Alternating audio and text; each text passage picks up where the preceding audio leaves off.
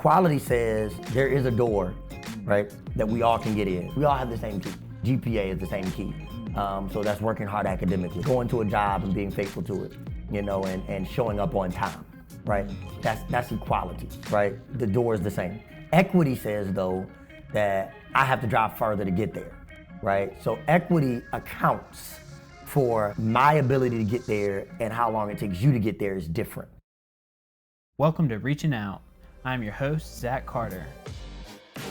Please join me as I speak with a diverse group of people to find out their thoughts on religion, politics, and culture.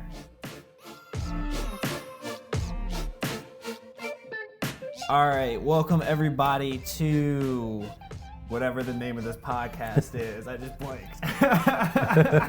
Reaching Out with Zack Carter. Today, I have a guest that I'm so pumped for. I've gotten to know him for the past couple years as my own pastor, Pastor Vernon Gordon.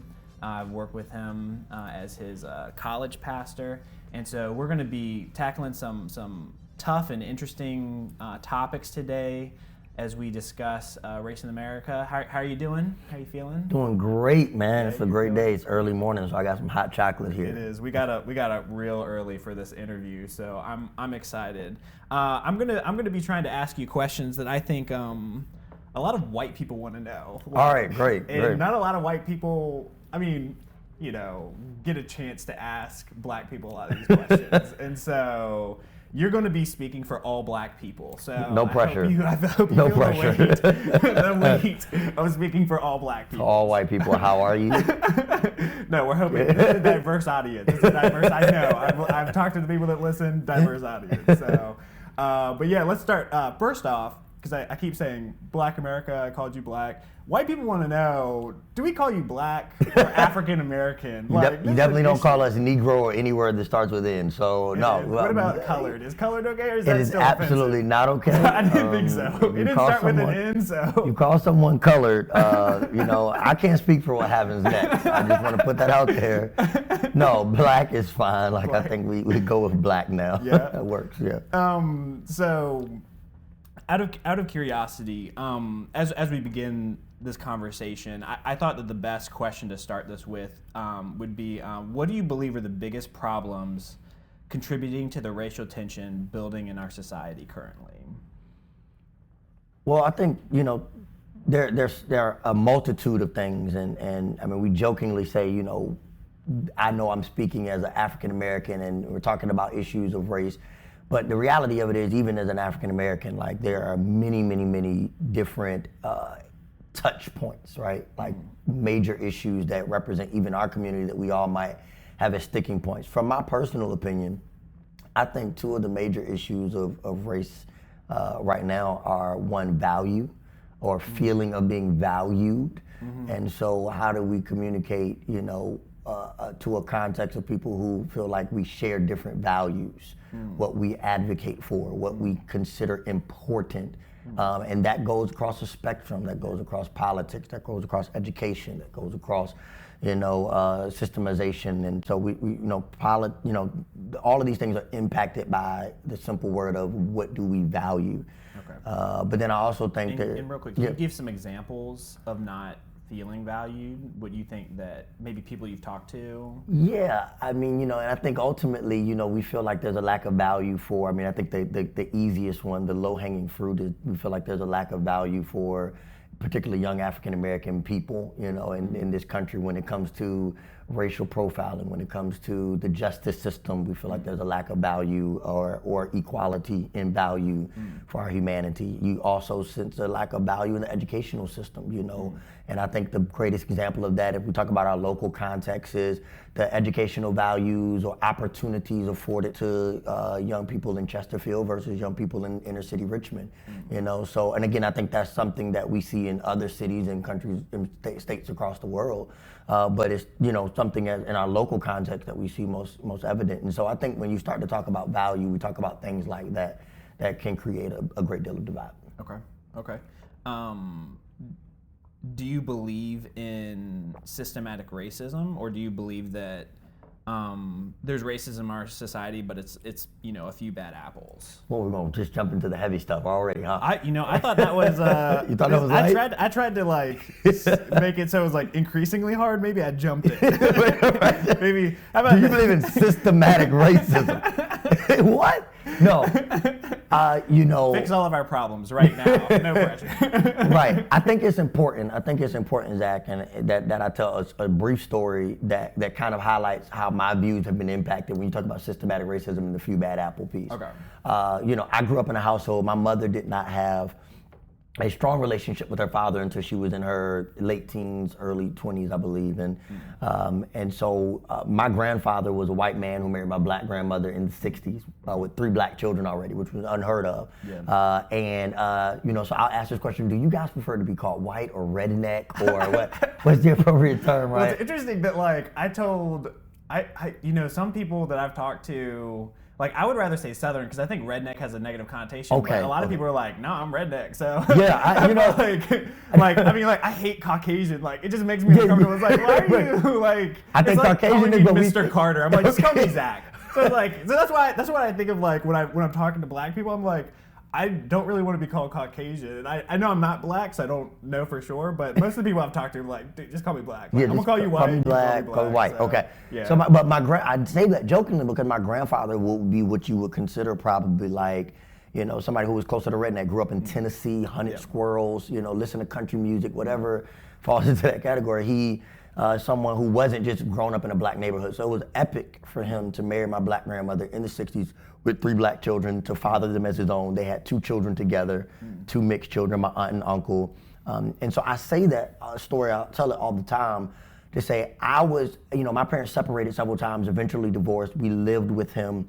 He took me and my wife on our first date in a pickup truck. She was so confused when I pulled up. Who's the white guy? It was just I remember him trying to pick me up Am I safe? Elementary school one time and was like, I'm here to pick up Vernon Gordon. They was like, no, you're not. And so for me, I recognize that there are white people in the world, right? He was one of the greatest examples of love that I ever saw. I honor him, I honor his legacy. He did pass away several years ago. He was one of the greatest examples of love, Christianity, and one of the greatest father examples I have ever seen. So I recognize that not all white people hate black people. And I recognize that not all white people are intentionally and consciously trying to segregate or devalue or oppress. I think the issue comes in at, when we talk about few bad apples, there are absolutely few bad apples. And I think the same thing goes for black people, right? There are few bad apples where you look at African Americans and you would say, hey, that is, does that represent all of our community? Absolutely not. And I think the same thing for whites. What I do think is we have two systemic issues. I think we have this issue of systemic privilege, where if I have access to opportunity, I am not going to turn away my access for somebody else to get it, right? Okay. Which turns into I can recognize there are opportunities or information or networks that I have access to or opportunity to that afford me, again, privileges that other people don't have. Yeah. But I'm not going to turn those down, and I'm not going to recreate my network, or I'm not going to lose out on opportunity, for the benefit of another demographic. So I think Do you think they should? I think there should be, and I think we're going to get into this probably as the podcast goes on. But I think there is a conversation that has to be had of how is it equal if there are more opportunities for you and not the same for me. Okay. Right. And we'll talk about, I'm sure, what that looks like. But I think that's one of the issues where you start talking about racism. I think you also have intentional ignorance. Right. I think there is intentional ignorance. I think there is sometimes a sense of, I don't want to know, and ignorance is bliss. Yeah. And so, when you start, a great example of that is, we talk about racism is the word of choice, right? Is there systematic racism? I believe absolutely there's systematic racism. But the question becomes, how does that racism get perpetuated? Does it get perpetuated because people sit on the living room floor and say, hey, how do we hold down black people? Yeah. Or does it get perpetuated by there's a system in place and it affords me opportunities, or as I just mentioned, intentional ignorance, or there's a system in place where that school doesn't have AC, central AC, and one of our middle schools in inner city Richmond that we used to worship in, that was their context. Our schools do, all of them. They're taking the same SOL test, but under different conditions. Because I will never send my kids there, I will never have to worry about that. Right? Because my kids will never be a part of that system, I don't have to be concerned about that. And so it's a certain ignorance, a certain disconnect from the experience of most inner city African Americans and African Americans alike in all areas. And I think when we start to talk about racism systematically, I think we're talking about a sense of what am I not choosing to be understanding of or be experienced, and then also this idea of privilege and how do we create equality and equity. Okay. There's like so many rabbit holes I want to go down on things you've said. I'm just gonna go with the gut and go with the, because I already had this as one of my questions, and so you've already touched on it. So I was gonna ask what your thoughts are on white privilege, and so you've kind of just begun talking about it. I think my issue, and I know people I talk with the idea of white privilege, is clearly there are more white CEOs than any other race. I've heard that a lot. Yeah, that's true. And so I think there are a small percentage of white people that are privileged in the sense of they grew up in money or whatever. But you also have white people growing up in trailer parks that they won't ever be rich, they won't ever be wealthy, they won't ever be successful, and they'll never have power. I had a member of the church that one time told me, like, what I appreciate about you, Zach, is that you're privileged. It actually offended me a little bit. And I was like, you don't know my story. Like, you don't know where I came from, and you don't know my family's history, and that my father grew up being poor, and he had to work hard to get out of it. And so what are your thoughts on white privilege? So would you say all white people are privileged just by the inherent nature of being white, or would you say there are a select group that are, and you can say whatever you want, I'm not going to be offended, but I'm just curious on your thoughts on it. No, great. I mean, I think it's a phenomenal question. I think it's important to acknowledge that there is an understanding that every white person doesn't come from wealth, and every white person, that just because you're white doesn't mean you're going to get A's in school, right? We don't suggest that. So I think I want to make sure I'm being clear about, I understand reality that we all have struggle and journey. I think the inherent concept of privilege is, even, seen, or you can observe in how people interact with you. Okay. So if I walk into an interview, right, and I authentically represent my culture with dreads. Okay. Right? That is an authentic representation of my culture. Yeah. But it will automatically create an inherent view, right? Because it's looked at as not professional, maybe, or something like that. So there is a privilege in just being authentically white, like you just being who you are with your hair, and me being authentically who I am with my hair. And hair is maybe a lighthearted example, but I think there are other examples of how we come into conversations and walk through doors, and ultimately what we call in Black America, we have to code change, right? Code shift, code switch rather. Yeah. Can you explain that a little bit? Yeah. I know it is, but there's probably a lot of people that don't know what code switching is. Yeah, I mean, code switching is, you can be talking to your Black friends one way, and then when you talk to your boss, you have to change your voice, right? Or you go into different rooms in corporate America, or in any America, really, and in order for me to present myself as professional, in order for me to present myself as a part of the group, I cannot talk the same, I cannot act the same, because, me acting the way I would around my African American counterparts would be looked at as unprofessional, and or be looked at as somehow not deserving of whatever this door of opportunity creates for me. So the code switch is, hey, act like you're supposed to act. When you're around this community, because, again, to your point about privilege, most of the power and most of management and most of, the windows of opportunity are controlled by white America. Now, part of that is because we're inherently, the word is minority, right? We are the minority, right? So we do get that. But I think what happens is we then experience, we have to do twice as much Okay. in order to prepare, and that's where privilege kind of starts to be evident. And I guess this may be where you would have taken it if I asked this question, but because what I was thinking as you were saying, we have to do certain things when we go in interviews. Like my argument might be, well, everyone has to do that. So like my tendency is to want to wear shorts, flip-flops, a tank top. Like if I could do that everywhere, I would. But like society as a whole has told me, no. Like you don't see me in flip-flops. I make fun of our youth pastor at the church for wearing flip-flops. And like, you're making us look bad. You're making white people look bad. All the time. You're feeding into the stereotype. But like, there are certain things that if I wanted to express my individuality, if I wanted to come in with blue hair or something, like they would. The organization would say this is not appropriate. These are our standards. So what is your thought on that? Yeah, I mean, is it just black people have to do even more? Well, I mean, I do think there is an even more, right? Most minorities in any professional sector will tell you that as conversations emerge, when you're the minority in the room, how authentic can my view be? Without offending everybody in the room when I'm the minority in the room.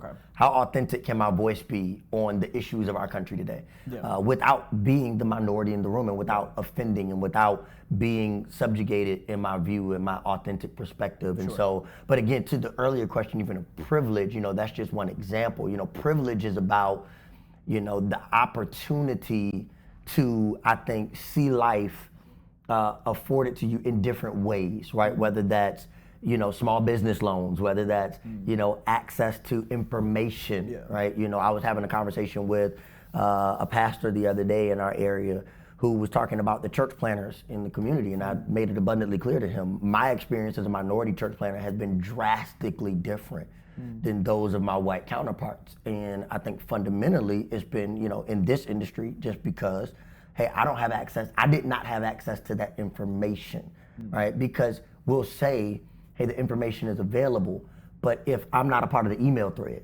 if I'm just not there, right? How do I become a part of the thread? How do I become a part of the sharing? How do I become a part of the gathering if I'm not in the group chat? So privilege, I think, again, is not always intentional, but it is something that is, hey, we have it, and now if we look around the room and we see that we're not equally represented, how far are we willing to go to bring everybody into the information, to the opportunity? So let's and this is something I was going to touch on earlier. As I said, one of the answers you had before, there's a few different directions I wanted to go with it. So we went in one direction. Another direction I wanted to go in was so I've heard this statement. I'm curious on your thoughts on it. So I've heard people say black people can't be racist because they're part of the minority and they have no power. Only people in power can be racist. Do you believe that's true, or do you believe that no, anyone can be racist regardless of power? I believe black people can be discriminatory. Okay. Yeah, absolutely. I mean, I think. So why do you say discriminatory instead of racist? Because I think racism is about a systematic, right? Systematic oppression, privilege, and power, right? It's about the ability to create structures that that are either inequitable, not unfair, unjust. You have to be in a place of power to create system. You have to be. We talked about it already, right? Like if you look at Congress, if you look at CEOs, if you look at the prison system, which is a privatized system, right? It's a privatized system. If you're not in a position to make decisions, it is very difficult to influence what systems and what legalities and what structures are created. But there's no doubt that as a young minority, there are things that I will do, and I will be very transparent about. I would say, man, I want to give that opportunity to a black guy. I want to give that opportunity to. So what is that? I mean, that call it what it is. That is me saying, hey, to look out for him. I may in many ways say, hey, you're a great candidate as well, but I just really feel like I need to offer more opportunities to my community to get this information or get this opportunity. Naturally, your presence at our church and Aaron's presence at our church, our youth pastor, show that I won't do that to the degree that, I won't afford anybody of I'm about to say of color because we're mostly black, of another color, of white American opportunity here. in our community. But what it does state is, I do think we are conscious in Black America that we make decisions to look out for our own at times, right? So I think we can definitely operate in preference, or I think we all have preferential treatment sometimes. But again, the question you would ask yourself is, why do we do that? Versus and I think racism is about the ability to create power systems of power and structure. And until you're in a place of power, you can't really do that.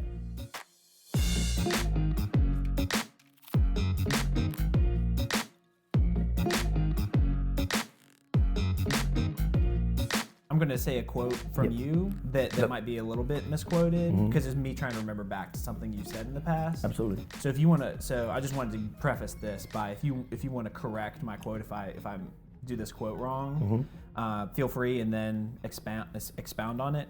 But I think it was maybe around February. You said something along the lines of race relations and the way Black people were being treated in our society is as bad as it was in like the time of like Martin Luther King Jr. Is that kind of a fair belief that you've said, that you've spoken out into the congregation? Yeah, I mean, that won't be me as a brief answer. I think we're in the worst time since that period. I think is okay. The So you wouldn't say it's as bad as, you would say it's the worst. Yes, after that time. After that time. So I think we kind of hit a point after that time. Honestly, two things. I mean, because let's acknowledge some realities here again for even Black America, right? Let's acknowledge some realities that the first leader of the NAACP was a white male, right? Yeah. That white America, there was persons from white America who supported the civil rights movement. Particularly, there were churches, from white denominations in America who supported the African American equality and civil rights movement. So I want to acknowledge that reality and say that to say that I think what for many people in white America, I think what happened was a sense of contentment, and I think what happened in Black America was a sense of contentment. I think we came out of that period in both of our races and ethnicities and said, this is good, right? Like, I can go to that restaurant now. I can go to that school now. One of my professors in seminary. I can go to that bathroom now, right? One of my professors in seminary said something I'll never forget, and I thought he was crazy when he said it. He said the worst thing that ever happened to Black people was integration. And I said, this guy has lost his mind. And when he unpacked it, what he was really saying was, the moment that we had access, it's like the kid who touches the stove. I have two small kids, right? And you say, don't touch. And so because you say, I can't have that, all of my curiosity now is centered on that, right? And so what happens is, when you tell people they can't have, well, now we can have. So now our value is in wearing those clothes, is going to that restaurant because you told us we couldn't go there before, to now going to that school because you said we couldn't go there before. And I think what we lost in that time, right, was like this drive and this kind of value system for kind of our own identities and ideation, and kind of this idea of what it means to still pursue, right, like the fullness of equality systematically. Like superficially, we definitely have found ourselves at a great place. I think what you're starting to see kind of brew down and boil is there's still some systematic things that have not changed. So superficially, right, we are in a much better place. And that's not to say I'm not valuing, right, what we have access to now. But I think there are still some there's still some laws that never got changed, right? There's still some things. We talk about, I'm sure we might get to kneeling in the Star Spangled Banner. Like, there's still some statements in the Star Spangled Banner that are offensive, right? Like so, what? What's right? Maybe this is a tangent, but what's offensive in the Star Spangled Banner? So, like, if you read the whole Star Spangled Banner, but is it because I've heard there's an edited version. We sing now a certain part, and there was but we haven't said like let's come out and make a public statement and say, hey, that the anthem doesn't represent all of us. So like, there's a line I kind of prepared in the Star Spangled Banner where it literally says, I'm a singer, but I'm not going to sing it. Okay. But it says, No refuge could save the hireling and slave from the terror of flight or the gloom of the grave. Like, right, this is our anthem for our country, right? And then people are like, well, you should, appreciate the anthem. Well, which, all of it? Because all of it doesn't, if you read all of it, like that's like any, Zack, you've done music, right? That's like saying, hey, this song, I love the chorus, but all the verses contradict my faith. Like, you wouldn't support that song. Yeah. But so we're supposed to embrace, right? Still pieces, right? It doesn't change. My grandfather I just told you about was in the Navy, right? I had an uncle in the Marines. My father was a Marine. My father worked for the police department. My grandfather was the first black colonel, captain, sheriff of Chesapeake, Virginia. So I have family who worked in law enforcement. I have family who worked in military. Just because I don't think this anthem represents all of who I am doesn't mean that I don't value those people who served in the armed forces. Those are two different conversations, and I know we're going to maybe get there. I know I'm taking you down rabbit holes every single way. Yeah, well, that's the nature of this conversation is that there's like certain things, and like I don't want to cut you off because I'm like you're saying something interesting, but at the same time I'm like I don't want to talk about it. I'm sorry, podcast listeners. I do apologize. I don't know how this is supposed to go. But I think going back to the original statement, I think it goes back to just simply this idea that, yes, to the statement that you referenced that I made, I do believe we are now seeing the tension that is very similar to that day and time where we're just starting to see people become more awakened to these issues matter to us, and we're going to need allies, but we're also going to have authentic conversations as well, and that's important. Cool. So I know one of the beliefs now is that currently we have a problem with police brutality. I talked about it with Sergeant Adams in one of my last podcasts. And I know a lot of white people would say something along these lines of, I did some research, and in 2016, 16 unarmed black men were killed by police. There's like 39 million black people in America, and it was something like 20-something white people, unarmed white people were killed, but yet 7,800 black people have killed each other in our country. Why should we be focusing on police brutality and not decreasing, the homicide rates in the black community? Because that's not really what's talked about in the media. It's talked about like what black man has gotten shot, as opposed to like, hey, this culture is, in some areas are killing each other, Yeah. So what are your thoughts on that? Yeah, great question. I'm sitting here smiling if the podcast listener doesn't. Yeah, and I'm also like, how do I say this not offensively? Yeah. Because I see your effort here. Yeah, I'm trying. I'm like, I want to know the answer, but at the same time.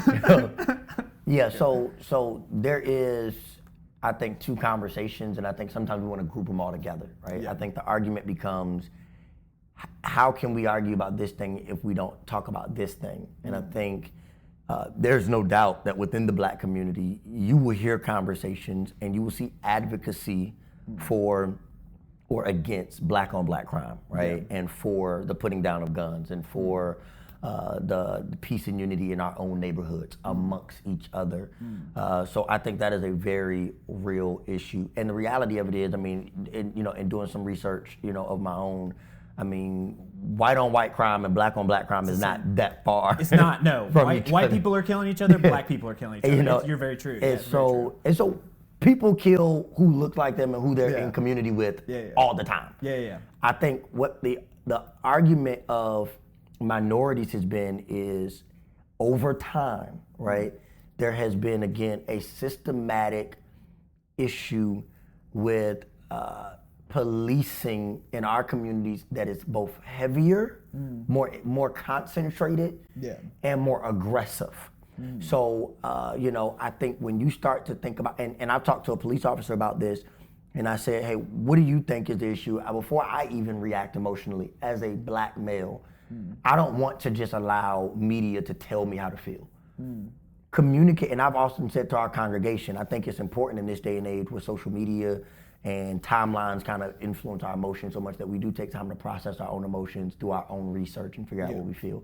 So I think the black on black crime, the white on white crime is an issue, I think. So then you come to this issue of, police brutality, and do we feel like that's an issue, or why do we feel like that's an issue?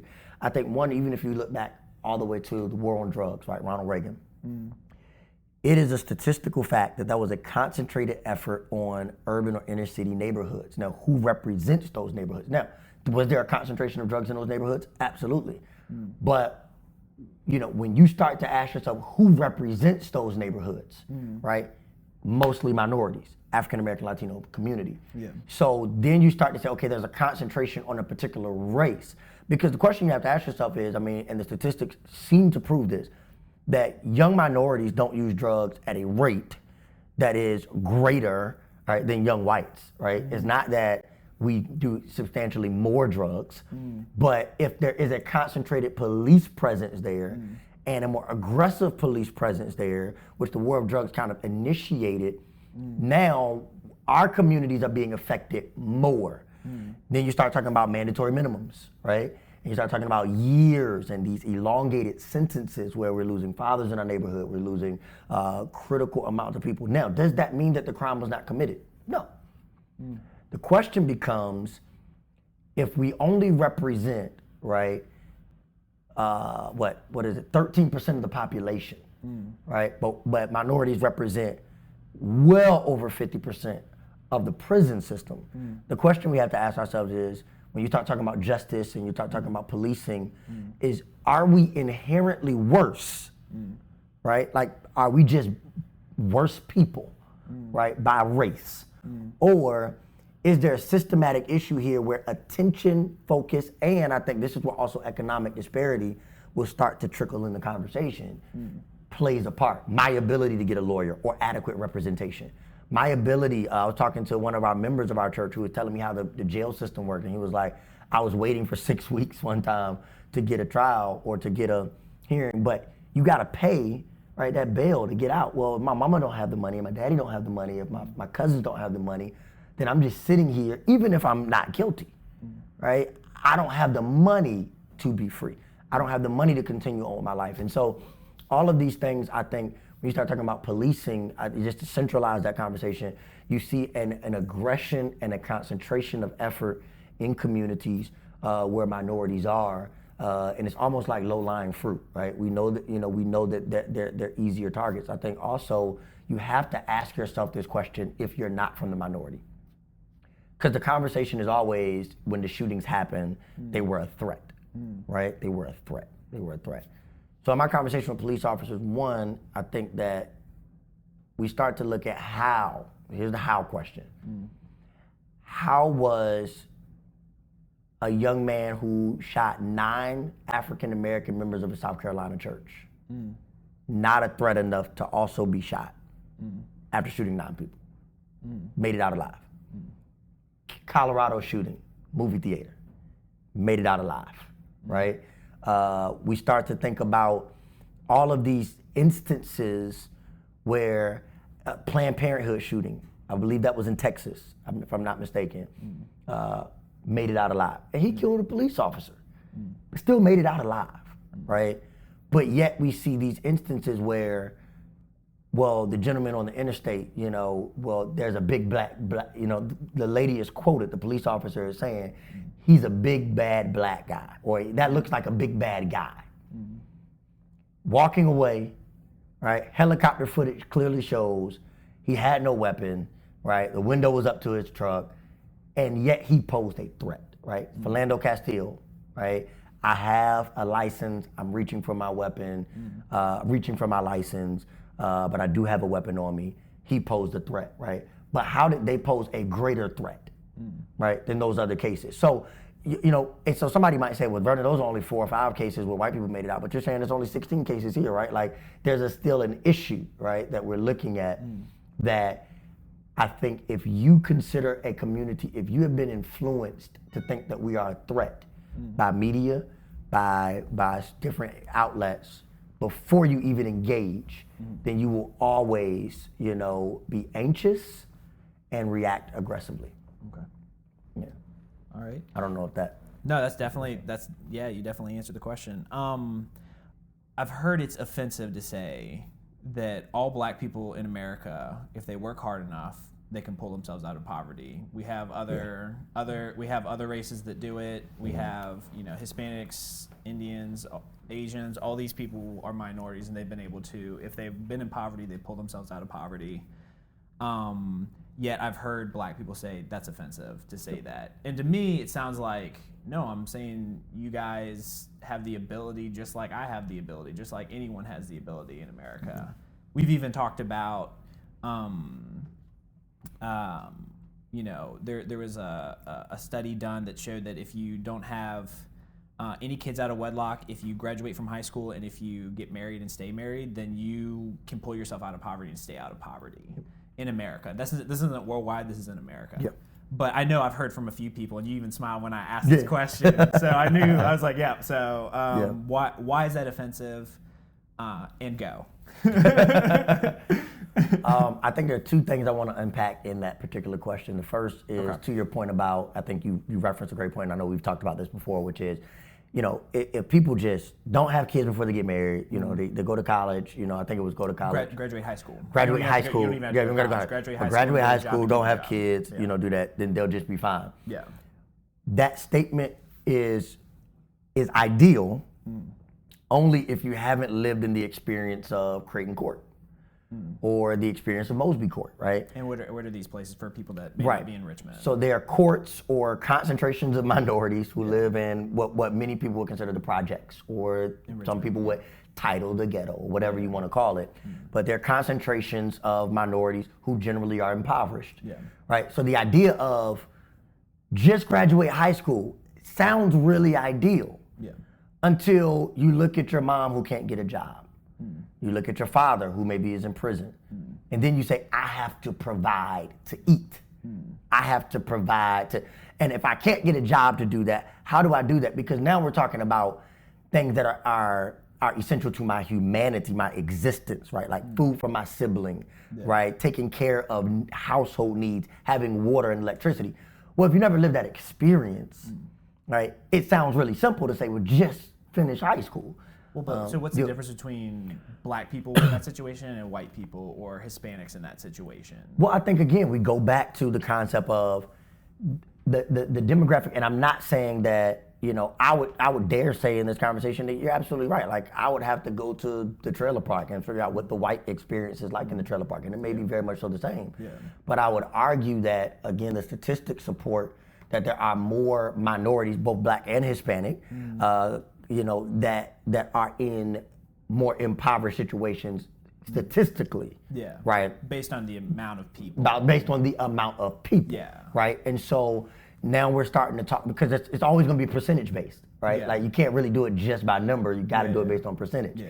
And so I think when you start to have that conversation, I'm not disagreeing, particularly as a Christian pastor. Absolutely, I'm advocating for education. I'm advocating for that you abstain till marriage. That the consequences of sex before marriage, particularly having children, is detrimental to your economic building. I'm advocating for all that as a Christian leader. Yeah. But I'm also recognizing that it's not always that simple. Yeah. When you have a mother or a father who have to work 2 and 3 jobs, and they're out, at extended hours, right? It becomes, we have to ask ourselves, the 15-year-old white girl and the 15-year-old black girl, are they both inherently, just as one more inherently less disciplined, or does other have access to more supervision and a mom who's home, a mom who's more active, because they don't have to work as much, right?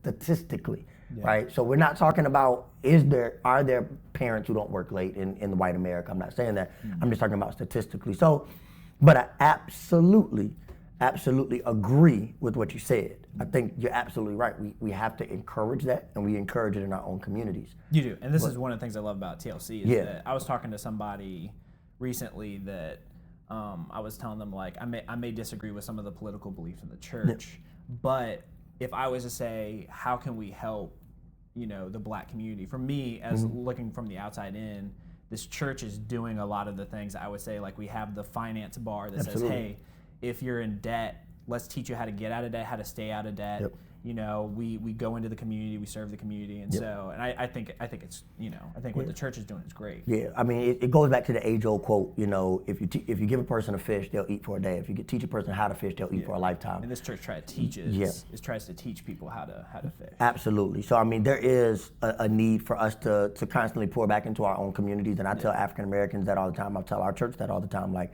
we have a lot of young professionals here who have done well, right? And and we're excited for that success. But we have to pour that back into, because we are not the majority of what we see in our communities.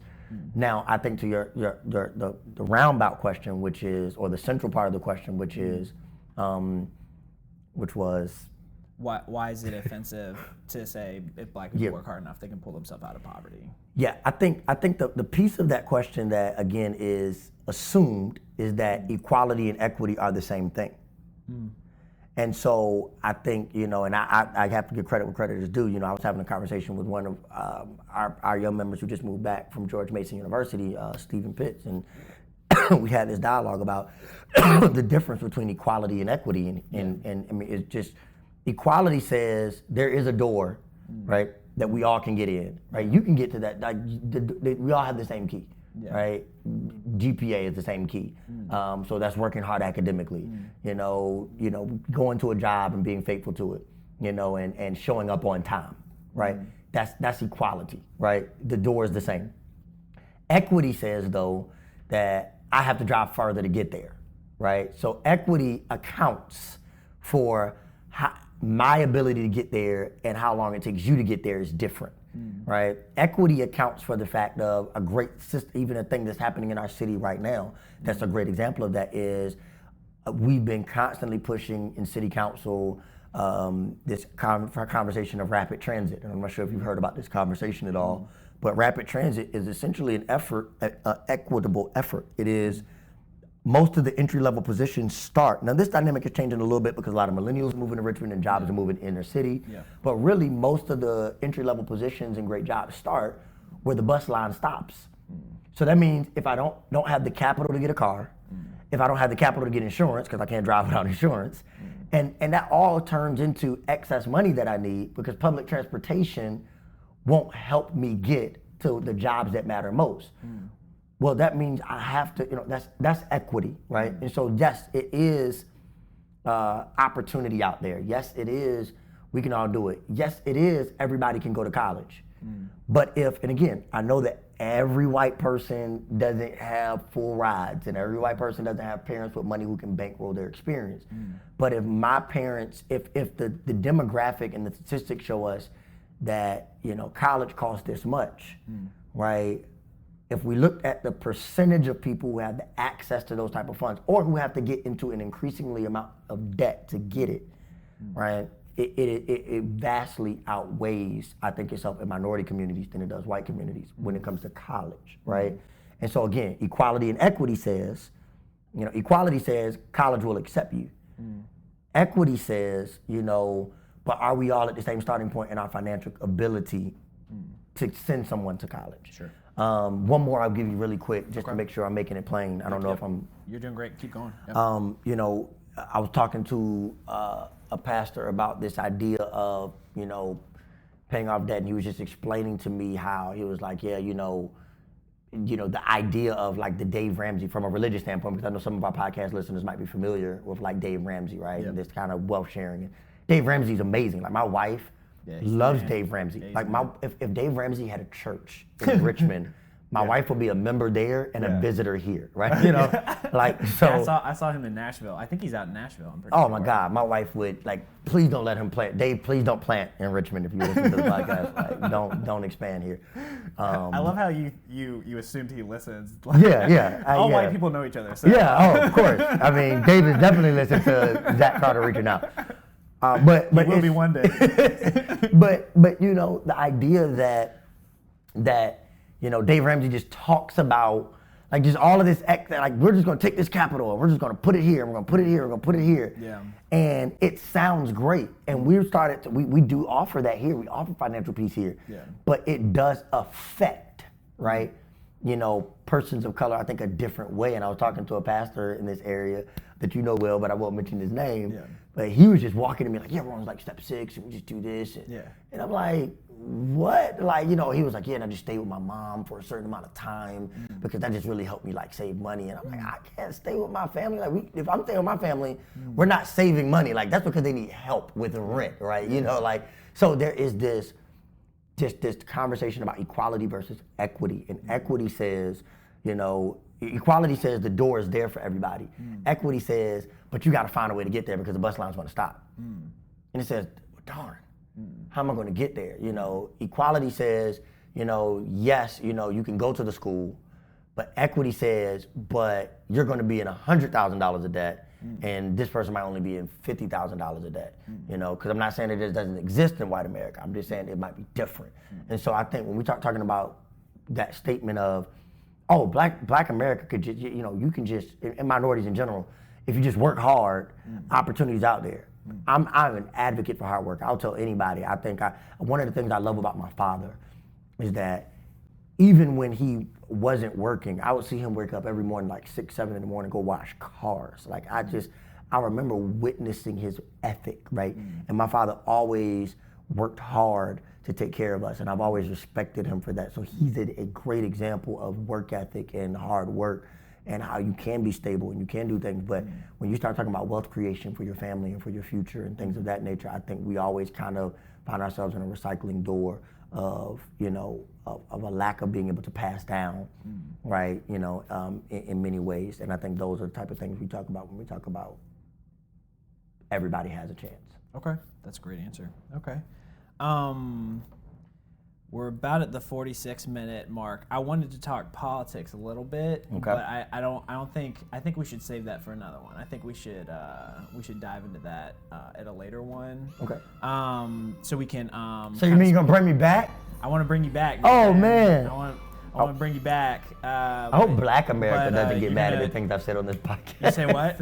So I hope I've represented Black America well on this podcast. I already said. I mean, they nominated you by popular vote and sent you my way. Hope I didn't let y'all down. So you speak for all Black people. Oh my God, I hope I didn't let y'all down.